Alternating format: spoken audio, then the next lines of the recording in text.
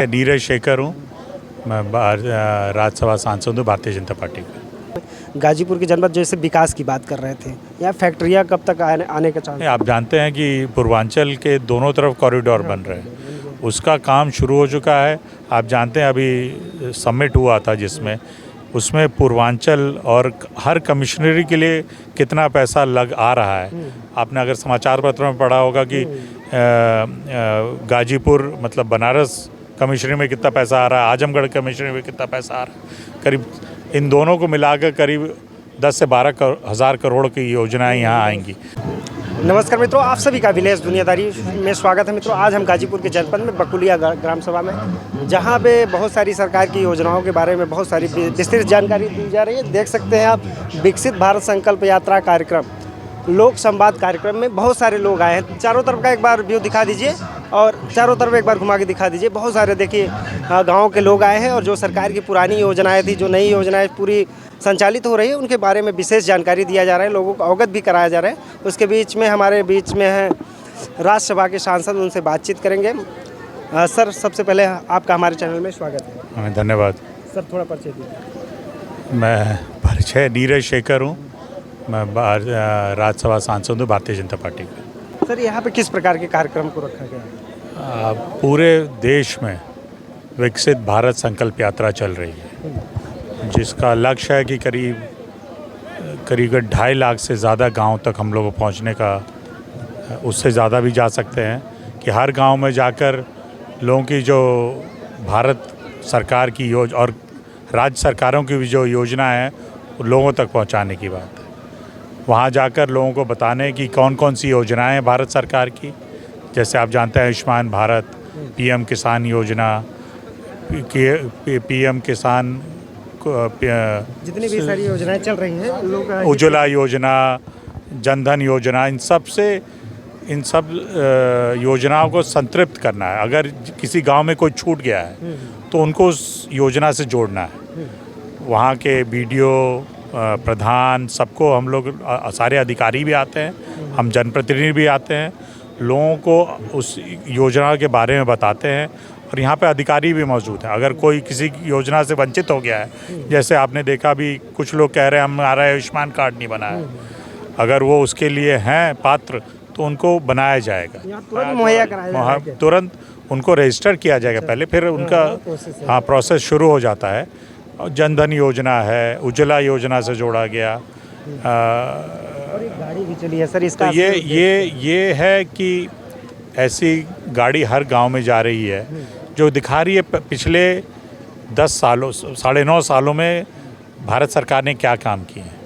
आप सब जानते हैं कि जिस तरह उज्ज्वला योजना से लोगों को जोड़ा गया, 10 करोड़ परिवारों को जोड़ा गया, आवास योजना से जोड़ा गया, शहरी आवास से जोड़ा गया, पीएम सम्मान निधि, किसान सम्मान निधि है, उससे जोड़ा गया। ये सारी योजनाओं किस तरह इस देश को विकास के मार्ग पर ले जाने के लिए किस तरह काम कर रही हैं, उसको लोगों को बताया जा रहा है। किस तरह हम लोग विकसित भारत, जो लक्ष्य माननीय प्रधानमंत्री जी ने रखा है कि 2047 तक हम लोग एक विकसित राष्ट्र हों, उसके लिए जो क्या काम कर रहे हैं। आप जानते हैं कि 75 सालों में हम लोग अपने लोगों तक स्वच्छ पानी नहीं पहुंचा पाए। जो हम लोग की योजना है नल से जल पहुंचाना घरों तक, एक बड़ी महत्वाकांक्षा योजना है, जो हम सोच रहे हैं कि 2024 तक हर घर तक पानी पहुंच जाए। तो ये सारी योजनाएं हैं, पक्का छत हो सबके सर पर। ये सारी योजनाएं जो लोगों तक कि कितना काम हो चुका है, क्या बाकी है, इस डॉक्यूमेंट्री के माध्यम से लोगों को बताया जा रहा है। माननीय प्रधानमंत्री जी ने पिछले 9.5 सालों में और भारत सरकार, मोदी सरकार ने पिछले 9.5 सालों में क्या काम किया, वो भी बताया जा रहा है। सर, रोड कम ब्रिज के बारे में आप बहुत पहले से चर्चा उठा रहे हैं, और जो कि 17 दिसंबर 2023 को प्रारंभ होने वाला, पर स्थगित हो गया है। अब क्या जो रोड कम ब्रिज है रेलवे वाला जो बन रहा है, कहाँ पे? गाजीपुर का। उसमें क्या, जो गाजीपुर का परियोजना नहीं है हमारा, हाँ बन रही, हाँ, रेल कम ब्रिज की हम बात, हाँ, रेल और रोड वाला जो ब्रिज है जी, उसका जो कि उद्घाटन 17 तारीख को होने वाला था, उसका स्टार्टअप करना था, यही 17 दिसंबर 2023 को।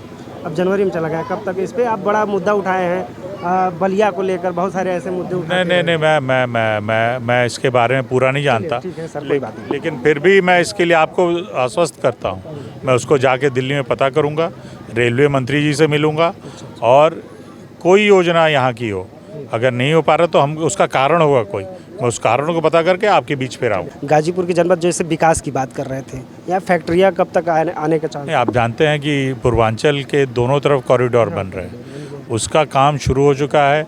आप जानते हैं अभी समिट हुआ था जिसमें उसमें पूर्वांचल और हर कमिश्नरी के लिए कितना पैसा लग आ रहा है। आपने अगर समाचार पत्रों में पढ़ा होगा कि गाजीपुर मतलब बनारस कमिश्नरी में कितना पैसा आ रहा है, आजमगढ़ कमिश्नरी में कितना पैसा आ रहा है। करीब इन दोनों को मिलाकर करीब 10 से 12 हज़ार करोड़ की योजनाएं यहाँ आएंगी। ये काम शुरू हो चुका है, धीरे धीरे आप देखेंगे आने ज़मीन उसके लिए अधिग्रहण की जा रही है। जो आप जानते हैं कोई उद्योगपति आएगा जब तभी पैसा लगाएगा जब उसको ज़मीन मिलेगी, सड़क मिलेगी, पानी मिलेगा, बिजली मिलेगी, तभी आएगा। कोई ऐसी जगह क्यों कोई उद्योग लगाए जहाँ उसको ये सुविधाएँ नहीं उपलब्ध होंगी। तो उसके लिए सरकार काम कर रही है। आने वाले 1-2 साल में देखेंगे कि हम लोग के इन ज़िलों में जो कि माने जाते हैं कि पिछड़े ज़िले हैं, वहाँ भी आप देखेंगे उद्योग और लोग आके अपना निवेश करेंगे। लोगों को क्या संदेश देना चाहिए सर? लोगों को यही संदेश है, इस यात्रा से जुड़े।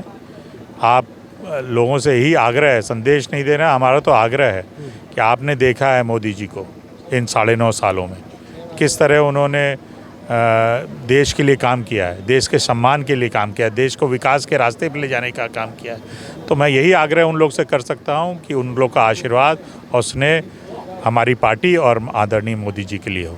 बहुत बहुत शुक्रिया, धन्यवाद। मित्रों, जैसा कि हम देखिए माननीय सांसद जी से बातचीत कर रहे थे, तमाम विषयों में बहुत अच्छे से उन्होंने विश्लेषण किया, हर एक जानकारी दिया। और जो कि बहुत सारी कंपनियां की जो बात है, गाजीपुर के जनपद में कंपनी अब तक नहीं कोई ओपनिंग हो पाई है, इसके लिए बहुत तेज़ी के साथ पूर्वांचल में काम चल रहा है। आने वाले समय में जो यहाँ के गाजीपुर के जनपद के बहुत सारे लोग हैं इनसे जुड़े पाएंगे और काम यहीं पर मिल पाएगा उनको। और मित्रों, आप सभी सब विदा लेते हैं, मिलते हैं किसी और वीडियो के साथ, तब तक के लिए जय हिंद।